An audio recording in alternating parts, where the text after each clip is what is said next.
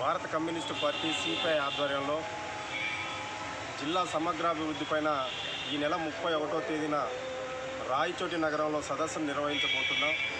మేము ఈ రాష్ట్ర ప్రభుత్వాన్ని ప్రధానంగా ఈ జిల్లా సమగ్రాభివృద్ధి కోసం డిమాండ్ చేసేటువంటి డిమాండ్స్ ఏమంటే, ఈ మదనపల్లి ప్రాంతంలో నీరు చాలా వ్యవసాయానికి చాలా అరుదుగా దొరికేటువంటి ప్రాంతం.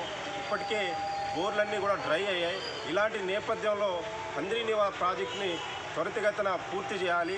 మదనపల్లి ప్రజల దాహార్తిని తీర్చడానికి చిప్పిలి సమ్మర్ స్టోరేజ్ పనులు వేగవంతం చేయాలని ఒక డిమాండ్ రైజ్ చేస్తూ, ఈ మదనపల్లి పట్టణంలో బాలురికి ఇంతవరకు ఇంటర్మీడియట్ కళాశాల లేదు. బీటీ కళాశాలలో ఇంటర్మీడియట్ ప్రారంభించి యూనివర్సిటీ స్థాయిని కల్పించాలి.